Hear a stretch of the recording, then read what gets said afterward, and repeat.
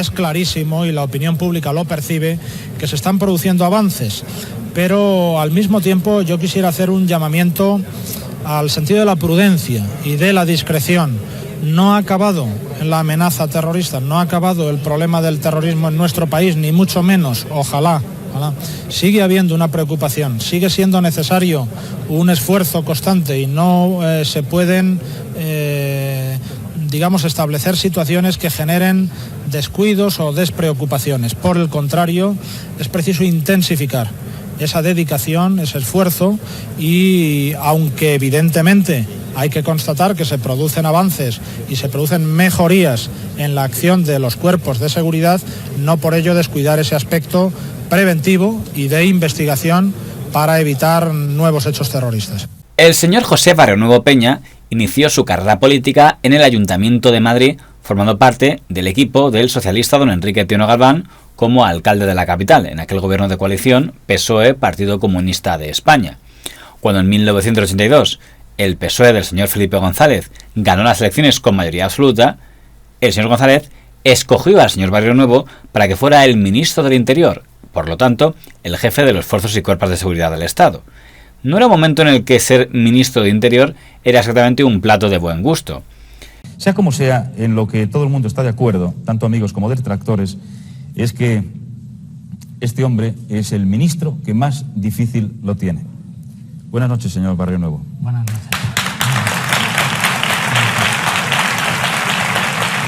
Y gracias por hacer un hueco, hacer un alto en sus muchas obligaciones. El ministro de la última etapa de la Unión de Centro Democrático había sido el señor don Juan José Rosón.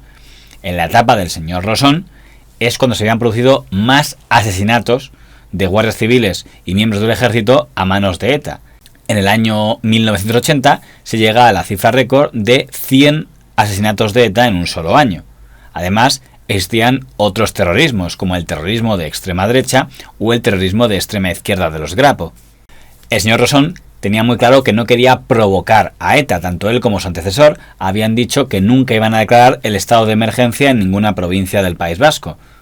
Y tampoco iban a aparecer en los medios de comunicación defendiendo a los policías o guardias civiles que fueran acusados de algún tipo de delito. Esto llevó a que durante la etapa del señor Rosón hubiera una cascada de dimisiones entre mandos de la lucha antiterrorista que consideraban que el ministro no los estaba defendiendo. Y uno de los puntos que más molestaba era que cuando un guardia civil era asesinado en el País Vasco, el gobierno de la UCD decidió que sus funerales fueran realizados de manera clandestina, porque consideraban que ir a una ciudad de Euskadi y hacer un gran funeral de Estado con la bandera nacional podía ser considerado una provocación hacia la parte del pueblo que simpatizaba con ETA. Por eso nunca se hizo. A mí me parece que Suárez se equivocó en el tratamiento que hizo del terrorismo.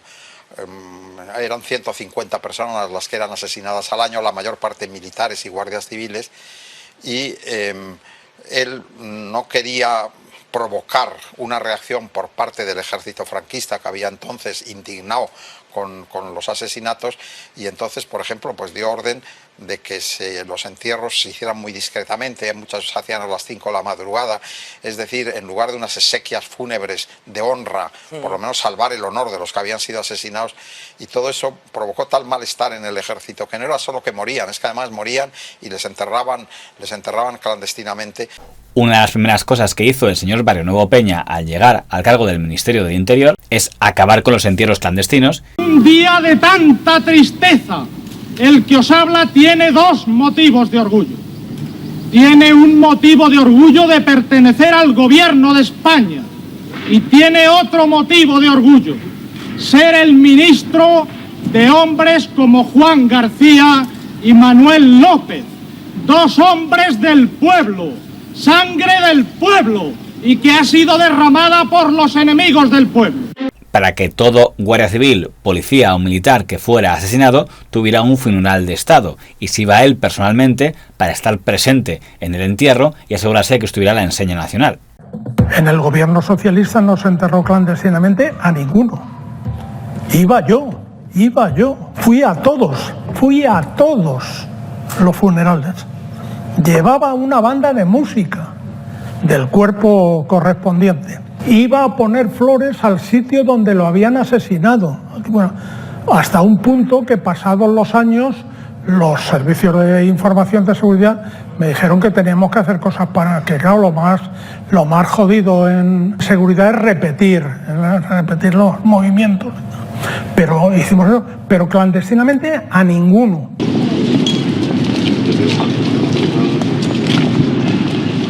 Queridos hermanos, nos hemos reunido hoy aquí para celebrar este funeral por el eterno descanso de Ramón Iturriondo y Aníbal Izquierdo, víctimas de la violencia terrorista.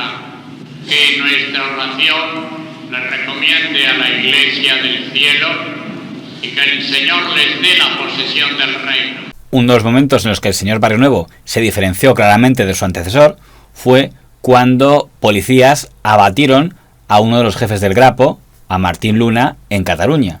Fue ante esa muerte cuando el diputado de Escalito Ezquerra, el señor don Juan María Vandrés, reprochó que el PSOE había ganado las elecciones con el eslogan "por el cambio", pero que parecía que a efectos policiales no había tal cambio.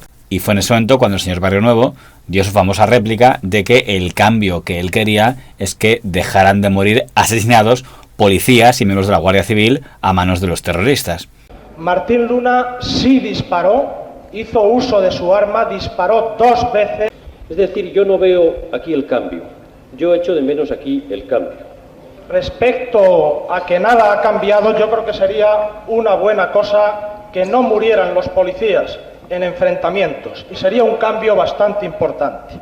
Pero aparte de eso, el que se ha referido...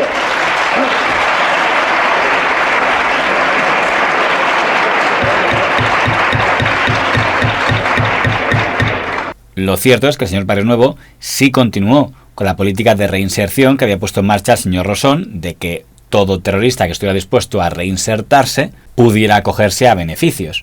Nosotros mantenemos una oferta permanente de paz, podríamos llamarle la alternativa de la paz, para los integrantes de las bandas armadas, para los terroristas que renuncien al ejercicio de la violencia, que entreguen las armas y naturalmente sobre esas bases puede estudiarse las vías de reinserción. Pero cuando llegó el año 1983 se encontró con uno de los momentos más tensos para un ministro de Interior, que fue el secuestro del capitán de farmacia, señor Martín Barrios. Los llamados octavos de ETA anunciaron que lo iban a asesinar si el gobierno no se plegaba a sus exigencias. Para ese momento el gobierno ya sabía que las distintas ETAs utilizaban el santuario francés para organizar sus comandos y sus atentados sin que las autoridades de Francia hicieran nada por impedirlo.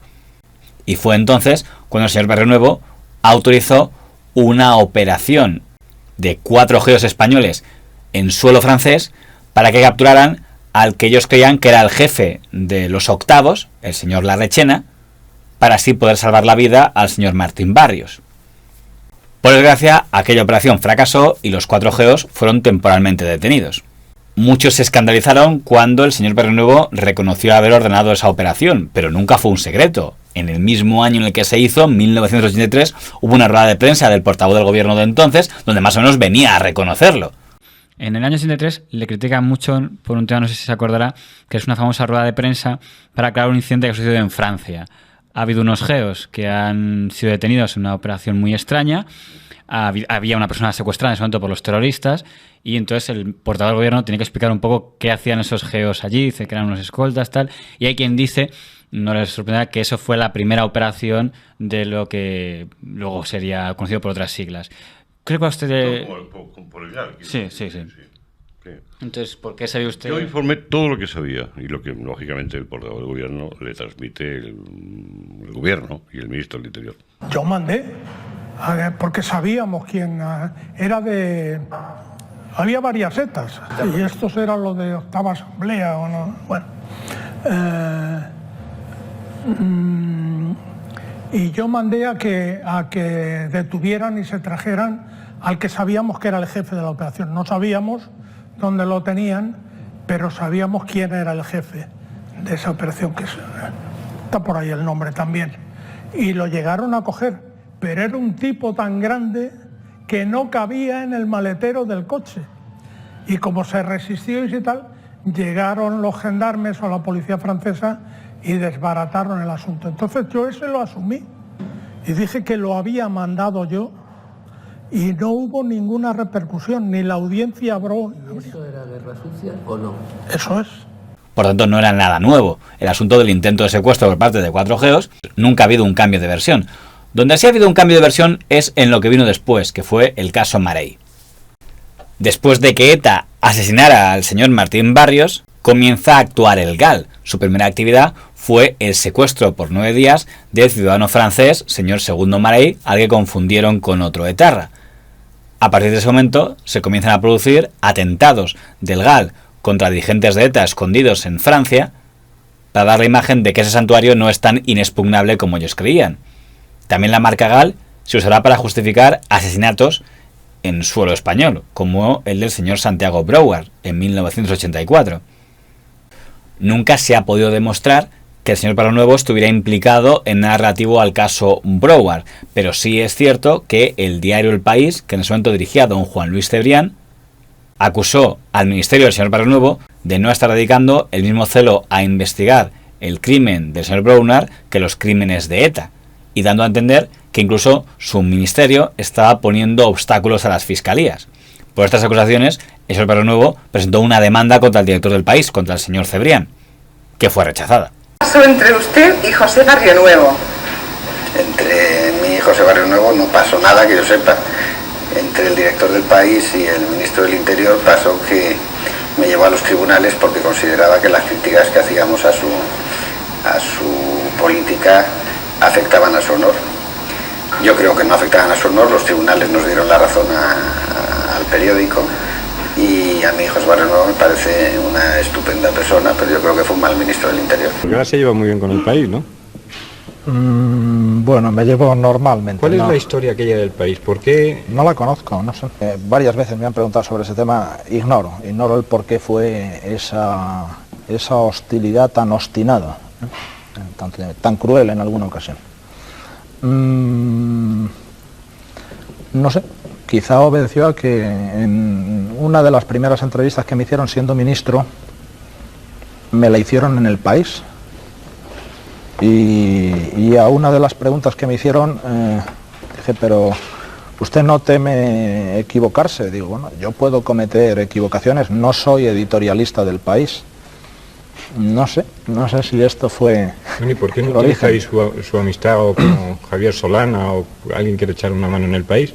Bueno, yo creo que si algo se está demostrando suficientemente en nuestro país, con mayúscula, es que la prensa y todos los medios de comunicación son muy libres, muy independientes, ¿eh? Pero la mayor preocupación del señor Barrionuevo no era ni lo que publicara El País ni lo que pudiera hacer el GAL. Su principal preocupación eran los asesinatos de ETA, que durante su etapa, los llamados años de plomo, sembraron de cadáveres toda España. Siendo ministro el señor Barrionuevo, ETA realizó la matanza de República Dominicana, una bomba en un autobús que mató a 12 personas, la matanza en República Argentina, la matanza de Casa Cuartel de Zaragoza, donde murieron 5 niñas, la matanza de Hipercor, donde murieron más de 20 personas. Todo eso le tocó al señor Barrionuevo como ministro. Hubo atentados que fui a un atentado y estando allí cometían otro. El mismo día. Y es inevitable ver un doble lenguaje. El gobierno del PSOE del señor González insistía mucho en que ellos se diferenciaban de los terroristas, en que ellos no querían matar a los terroristas. Y ahí estaba el señor Barrionuevo, el primero de la fila, para aplaudirlo. Son cobardes y ventajistas, que se aprovechan de la democracia para que no sea una guerra, sino una mafia de asesinos, que matan sabiendo que nosotros no queremos matarlos. Que matan porque saben que nosotros no los queremos matar, porque somos demócratas, porque creemos en los derechos humanos. Desde Herri Batasuna se echaba en cara que ese gobierno que decía no querer matar a los terroristas permitía que pasaran cosas como el llamado caso Zabalza. Una persona que fue detenida por miembros del cuartel de la Inchaurrondo, en la etapa en la que lo dirigía el futuro general Enrique Rodríguez Galindo, y que cuando estaba bajo custodia de esta unidad desapareció para aparecer esposado y ahogado en un río. Ahora una nota de última hora. El cadáver localizado por la Guardia Civil en el río Bidasoa ha aparecido con las manos esposadas.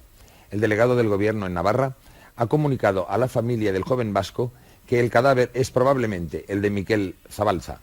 El cadáver ha sido localizado flotando en la misma zona del Bidasoa donde desapareció Zabalza cuando era conducido por la Guardia Civil en la madrugada del 27 de noviembre. Herri Batasuna tuvo siempre muy claro que aquello había sido un crimen de terrorismo de Estado, mientras que el gobierno defendía que se había escapado con tan mala fortuna que se había caído en el río. La hipótesis de la actuación incorrecta de las fuerzas de seguridad ha ido basando, si me permiten un poco el símil, es un poco bélico y quizá no sea el más adecuado, pero en fin, ha ido pasando por las siguientes trincheras. En primer lugar, gran campaña publicitaria en torno a la desaparición. Estamos aquí ante el primer desaparecido de la democracia, esto es como Argentina, esto es intolerable, eso fue más o menos el tono, debemos de recordarlo porque es así. Trinchera abandonada. Aparece el cuerpo de Miquel Zabalza en el río Bidasoa. A continuación, ha sido torturado y ha sido arrojado el día antes por la Guardia Civil porque no es posible, luego iré a eso, que los buceadores de la Cruz Roja no le encontraran. Esa es la segunda trinchera. Se producen los dictámenes de la autopsia. Llevaba de 15 a 20 días en el río. ¿Ya? No hay ninguna señal de violencia en su cuerpo. Coincidencia de todos, incluso del forense propuesto por la familia. Coincidencia generalizada. Aquí están los dictámenes, que los puedo poner también a disposición de la mesa. Se abandona esa trinchera y pasamos a la de que le han podido ahogar en el río. Entonces, porque ya no se habla de la bañera. Ese tipo de muertes quitaban bastante legitimidad a el gobierno en su lucha contra el terrorismo. Pero tampoco es que el mundo de Herri Batasuna tuviera demasiada legalidad para condenar crímenes, cuando ellos justificaban todos los asesinatos de ETA. Si usted comparte la versión que ha dado de este suceso el presidente de su partido, diciendo que a Miguel Zabalza le había matado la Guardia Civil y el día antes a su encuentro lo habían echado al río. O si comparte su señoría la versión que ha dado el cura de Orbaizeta, diciendo que Miguel Zabalza era como Jesucristo, que había sido torturado y había muerto en la cruz. El diario El País, que siempre estuvo en guerra contra el señor Barrionuevo, también echó en cara al señor Barrionuevo que durante una redada contra un comando de ETA, una terrorista que era miembro de un comando, Lucía Urigoitia, murió de un tiro en la cabeza. Según el diario El País, había sido un tiro en la nuca, cosa que el señor Barrionuevo siempre negó. Todavía existen dudas, existen sospechas, existen todavía lagunas. Yo confío en la justicia para que la resuelva. Pero en este tema había dos partes. Una ha dado su versión, la otra ya no va a poder dar su versión. Pero yo espero que la justicia la dé por él. Gracias, señor presidente. Señor ministro. Muchas gracias, señor presidente. Yo creo que hay efectivamente dos partes, hay dos versiones. Una versión es la que ha dado la Guardia Civil y que todas las pruebas que existen hasta este momento confirman esa versión. Y hay otra versión, la de los que son amigos de la gente que asesina, que extorsiona y que secuestra en el País Vasco. Esas son las dos versiones que hay. Y hay que optar por una o por otra, señor Vizcaya. No cabe decir que hay una tercera, solo hay esas dos. Finalmente, en 1988, don Felipe González hizo un cambio de gobierno. El señor Barrionuevo dejó de ser ministro de Interior para pasar a ser ministro de Transportes y el señor Corcuera fue el nuevo ministro del Interior, aunque mantuvo a gran parte del equipo que había tenido el señor Barrionuevo. Siendo ministro de Transportes el señor Barrionuevo es cuando entró a funcionar la televisión privada en España. Pues lo primero debe ser felicitar a Antena 3 de Televisión por haber logrado en un tiempo mínimo el poder estar en antena, inaugurando así esta nueva etapa de la oferta televisiva española. Y cuando se comienza a emitir Antena 3 Televisión, ahí que va el señor Barrionuevo a tener la primera entrevista-debate con el señor don Antonio Herrero, que tenía ganas de zurrar al PSOE, pero no por los GAL, sino por el primer caso de corrupción fuerte que aparecía, que era el caso Juan Guerra. ¿Qué es eso del tráfico de influencias? ¿Cómo se define eso? Otro caso. Para no irnos muy lejos, ustedes y yo, Antena 3 y el ministro de Transportes, Turismo y Comunicaciones, José Barrionuevo. Ustedes han tenido una concesión de la administración Correcto. Para ser una televisión. Se ha presentado esto como una muestra de libertad, sin duda lo es, no lo es, como algo muy progresivo, muy razonable, muy objetivo. Ha habido otros peticionarios que no han obtenido la concesión. Sin duda usted lo sabe, como todos. Todos los dirigentes de esta sociedad, todos o bastantes, han hecho todo lo que han podido para defender sus intereses y para tener la concesión. Yo he hablado con estos, con otros. ¿Eso es tráfico de influencias o eso no es tráfico de influencias? Eso que usted escribe no es tráfico de influencias. Eso no es tráfico de influencias. Y el caso del secuestro, según Don Madrid, había seguido siendo investigado y había alcanzado a un policía de Bilbao, el señor José Amedo. El juez Baltasar Garzón, de la Audiencia Nacional, ha decretado prisión incondicional comunicada del subcomisario José Amedo. Afirma que el subcomisario José Amedo y el inspector Michel Domínguez aparecen, después de las investigaciones practicadas, como los principales organizadores de los grupos antiterroristas de Liberación. El juez Garzón relaciona a ambos policías, entre otros delitos, con los atentados cometidos en el sur de Francia por los GAL, que es condenado en 1991 a 108 años de prisión por organizar secuestros para los GAL. En ese juicio, el señor Amedo asume toda la responsabilidad y no culpa a ningún alto cargo ni del PSOE vasco ni del gobierno. Definidos, no se advierte que los procesados pretendieran alcanzar mediante la actividad desplegada ningún propósito de destruir el orden democrático, sino más bien a defender la estabilidad del sistema, aunque por métodos jurídicamente repudiables. Sino más bien a defender. Le habían prometido que si asumía toda la responsabilidad sería indultado. Y el propio don José Barrionuevo, así como otros dirigentes del PSOE vasco, como don Rafael Vera, como don Julián San Cristóbal, le pidieron al señor González que indultara a Amedo. Pero don Felipe González no se atrevió a conceder el indulto, quizá porque pensaba que le podía perjudicar de cara a las elecciones de 1993. ¿Por qué no se indultó a Amedo? Porque Felipe González no se atrevió. ¿Tú lo propusiste? Sí.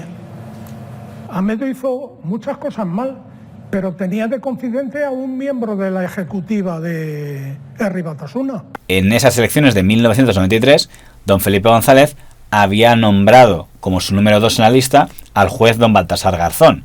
Pero las relaciones entre el señor González y el señor Garzón se rompieron tan solo un año después de aquellas elecciones. Cuando un señor Amedo, que ha visto que el indulto no llega, y un señor Garzón, que vuelve a la judicatura con ganas de guerra, se ponen de acuerdo en reabrir el caso GAL, porque el señor Amedo cambia su versión y dice que sí, que el secuestro de Segundo Marey no fue cosa de él, sino que era siguiendo órdenes del gobierno.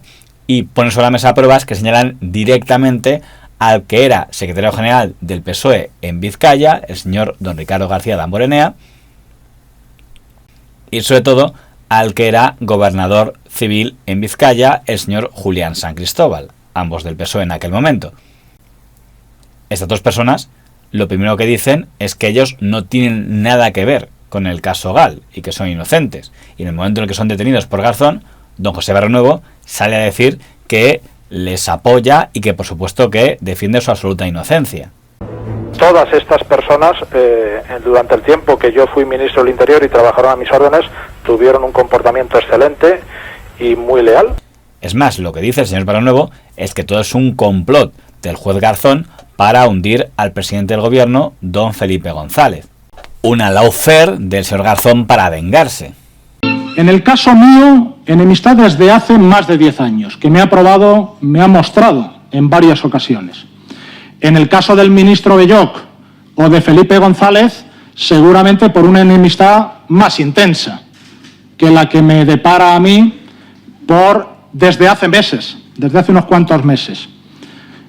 Los meses transcurridos desde que no se cumplieron sus ambiciones y su pasión por desempeñar un puesto político de primer nivel. En una ocasión, Sir Winston Churchill mandó un mensaje a su pueblo y un mensaje a los nazis, a Hitler, que le atacaba, diciéndole: combatiremos en todas partes, en las colinas, en las playas, en el aire, en las montañas, en las ciudades, y terminaba diciendo, le pido perdón a mi profesora de inglés, que es de aquí por mi pronunciación, terminaba diciendo: we shall never surrender, no nos rendiremos jamás. Esta última frase me la aplico. Es lo que pienso hacer. Pero ocurre lo peor que podía pasar. También los señores Damborenea y San Cristóbal cambian su versión y reconocen que sí, que ellos habían autorizado el secuestro del señor Segundo Marey y que se los había ordenado el señor Rafael Vera y el señor José Barrionuevo, y que el mismo día del secuestro estuvieron en contacto telefónico con ellos, que estaban supervisando la operación desde el Ministerio del Interior. Barrionuevo y Vera en aquel momento negaron tajantemente los hechos y dijeron que todo eran mentiras de Amedo, San Cristóbal y Damborenea. ¿Estuvo presente cuando alguien habló con Barrionuevo? Sí. ¿Y quién habló con Barrionuevo? ¿Quién fue? El señor San Cristóbal. Y Barrionuevo dijo, seguir adelante. Sí. Ese tipo de decisión puede estar basado en algo subjetivo o en algo político. Lo subjetivo o lo personal puede ser el pensar que uno ha cometido algo irregular. La verdad es que no tengo ese sentimiento. Y en lo colectivo o en lo político es una decisión que no me corresponde a mí, sino que corresponde al partido o corresponde al grupo parlamentario, y yo naturalmente pues me sumo a lo que se decida en ese ámbito. En aquel momento la oposición, liderada por el Partido Popular de los señores Aznar y Cascos y por Izquierda Unida del señor Anguita, hicieron campaña común contra Barrionuevo y contra el caso Gal, pensando que con eso tiraban al gobierno de don Felipe González. He manifestado que los hechos que se me imputan son falsos en su integridad, que por otra parte esos hechos están exclusivamente basados en las declaraciones de personas imputadas en esta causa y que esas declaraciones han sido contradictorias a lo largo de la causa. Y he señalado también que además de ser falsos en su integridad los hechos que se me imputan, el auto está plagado de errores.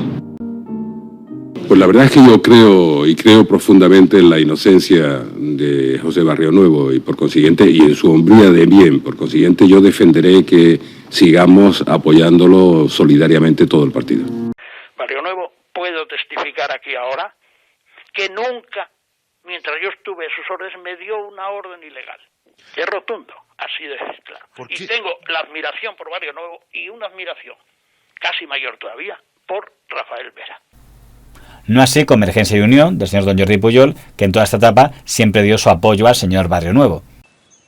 Para mí el personaje más atractivo de la democracia española ha sido Jordi Pujol. Él ha sido un personaje político muy influyente en toda España.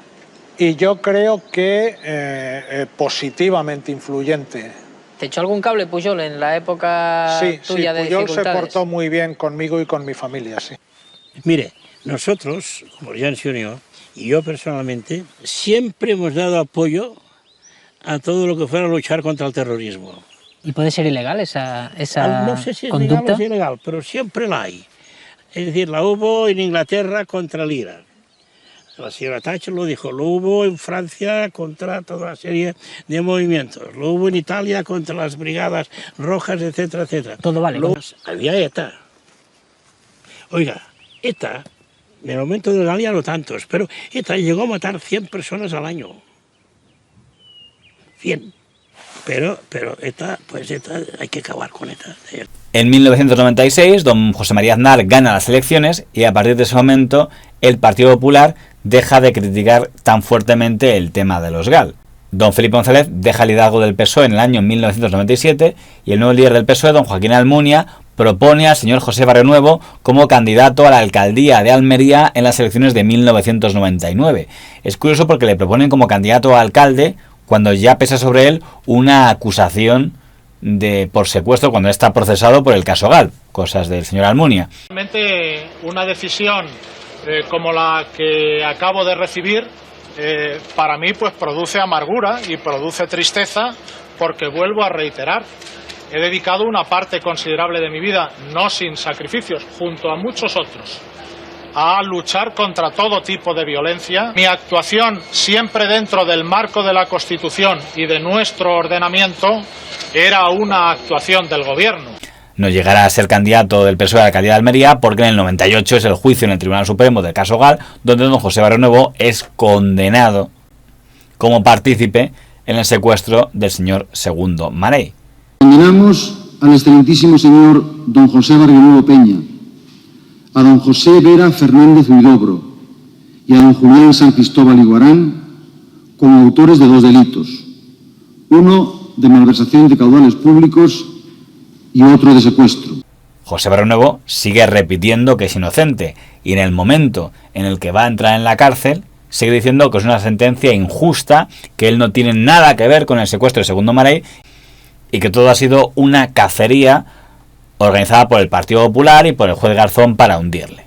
Vamos a cumplir con nuestro deber, como hemos hecho en toda nuestra trayectoria.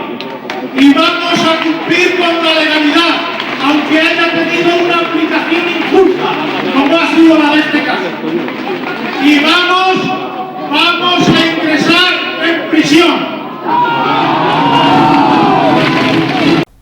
Se producirá la imagen de la humillación de que toda España vea por primera vez a un ministro y a su número 2, el señor Rafael Vera, paseando por el patio de una prisión. No estaría mucho tiempo, dado que a finales de año don José María Aznar concedería un indulto parcial que permitiría a ambos salir. El señor Barrionuevo volvería a sentarse en el banquillo de los acusados en el llamado caso Fondos Reservados, el desvío de dinero que había ido a parar al bolsillo de dirigentes de la lucha antiterrorista. El señor Luis Roldán, director de la Guardia Civil, el señor Rafael Vera, jefe de la Seguridad del Estado, el señor Julián San Cristóbal, gobernador civil de Vizcaya, o el señor Rodríguez Colorado, director general de la Policía, fueron condenados por robar dinero público. Pero el señor Barrionuevo fue absuelto de toda la acusación en este caso. Pero lo interesante del señor Barrionuevo es que ha ido cambiando su versión una vez han pasado los años, porque el señor Barrionuevo decía en el año 98 que él no tenía nada que ver con el tema del secuestro del señor Segundo Marey, que poco menos que él no sabía nada.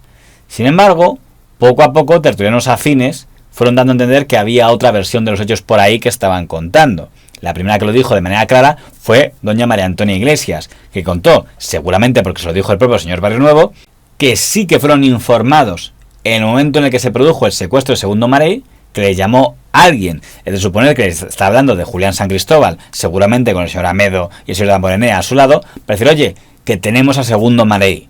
Pues hemos repetido lo que se intentó con la Rechea, lo hemos repetido y no ha salido bien. Yo lo que te digo es que lo de Segundo Marey, el señor Barrionuevo, y así quedará en la historia cuando se escriba de verdad, no tenía ni puta idea del tema. Eso y no le es- llaman, eso no es lo que precisamente, dice Felipe. le llama la policía, le llaman estas gentes que lo tenían, y le dicen, jefe, ya está el pajarito en la jaula. Y él dijo, ¿qué pajarito? No tenía ni puta idea. Y cuando le dicen eso se queda tan horrorizado que por supuesto lo que dice es que lo pongan en libertad. Esa es la verdad. Y dijo eso Esa es la verdad. Es muy interesante lo que cuenta María Antonia Iglesias, pero recordemos que si damos por buena esa versión, el señor Segundo Marey estuvo secuestrado 9 días. Si esto asumimos que fue el primer día, me dice, oye, que tenemos aquí a este, y Barrionuevo le dice, oye, pues soltadlo. No es soltado ya, soltadlo, pero esperad unos días, esperar 9 días, y una vez ocurre no digo nada, ni tomo ninguna medida contra San Cristóbal, ni contra Damborenea, ni contra los policías que lo han hecho, Amedo, pido su indulto y me dedico a decir luego durante años que yo no tuve nada que ver.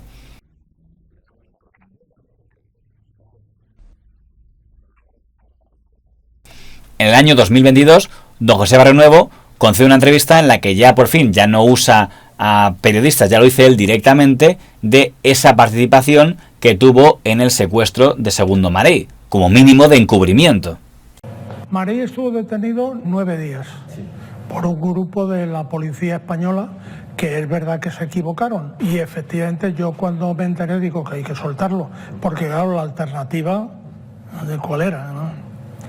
Y yo siempre les decía eso, somos guardianes del orden, no podemos causar desorden. Y le sueltan al 9º día, lo ponen en el otro lado de la muga, como dicen ellos, y le dicen corre para adelante y da gracias a Dios si existe, ¿no? Cuando tú te enteras de que han hecho una ilegalidad, como es el secuestro de Segundo Marey, además de liberarlo, ¿no? ¿No debería de haber tomado medidas contra la gente que hace eso? Eso se ha dicho mucho.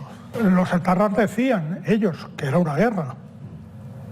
Era una guerra. Yo no puedo actuar contra los que están disparando desde mi trinchera, aunque hagan algún disparo equivocado. Y de paso dijo otra cosa que solo puede interpretarse como un mensaje al que era su entonces presidente, el señor don Felipe González. Es un disparo que no me va dirigido, no iba dirigido a mí. Lo que pasa es que yo estaba en la trayectoria de ese disparo y no me aparto. Me niego a agacharme o a apartarme. Creo que el destinatario de ese disparo ha sido consciente a lo largo de su vida que así fueron las cosas. De que circula por Madrid, usted va primero por Madrid, sabe la historia. Don Felipe González va primero por Madrid, el segundo es Almunia y el tercero Leguina. Y el chiste que circula por la Villa y Corte es que las tres iniciales dan la sigla GAL. A veces las iniciales las carga el diablo, ¿no, presidente? Pues la verdad es que es, digamos que un chiste que parece diseñado para favorecer a ETA.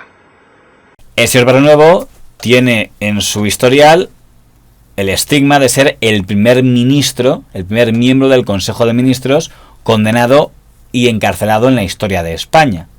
Y aunque fuera absuelto en el caso de fondos reservados, en un caso de corrupción, el hecho de ser un ministro de Interior condenado por participar en un secuestro le hace merecedor de reproches en todos los ámbitos del arco político, de derecha a izquierda, de nacionalistas a no nacionalistas. El único sector que no tiene ninguna autoridad moral para reprocharle nada es el sector de los afines a ETA, que raramente pueden escandalizarse por un secuestro de 9 días, los que han estado justificando secuestros de días, de años y miles de asesinatos. Quien mejor lo echó en cara fue la señora doña Pilar Rahola, entonces de Esquerra Republicana, cuando, ya lo comentamos, cuando el señor Johnny Dígoras, portavoz de Ribatasuna, echó en cara que los GAL eran un atentado a la democracia, y la señora Rahola recordó que no eran los más indicados los de Ribatasuna para dar lecciones de democracia.